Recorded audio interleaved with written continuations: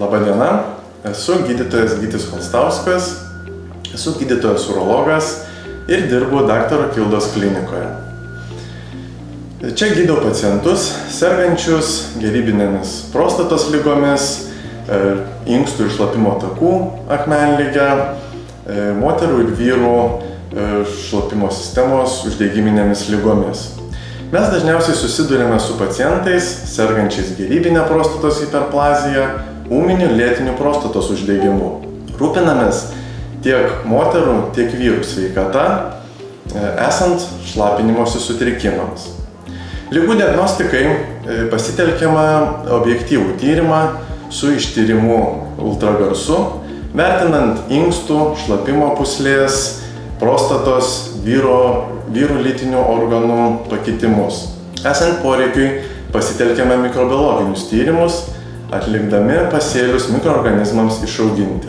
Ligų gydymui pasitelkiame įvairius metodus, nuo konservatyvaus medikamentinio gydymo iki operacinio gydymo būdų.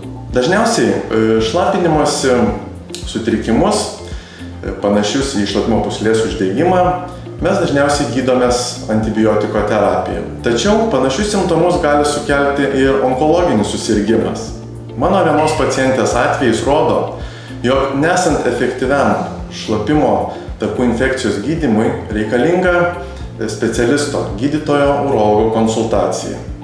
Ankstyvas onkologinės ligos nustatymas leidžia pritaikyti sėkmingą operacinį gydymą ir taip suteikia pacientei gyvenimo kokybę. Man labiausiai patinka bendrauti su pacientais visiškai nuoširdžiai. Nuoširdumas, nuoširdūs klausimai, nuoširdūs atsakymai laiduoja geriausią gydymą. Medicina tai sritis, kurioje klinikinė praktika ir mokslas papildo vienas kitą. Sudėtingiausi atvejai, naujų diagnostikos ir gydymo metodų ieškojimas verčia tobulėti ir suteikia intelektualinį malonumą. Žinoma, gydymo sėkmė ir laimingi pacientai man yra didžiausias įvertinimas.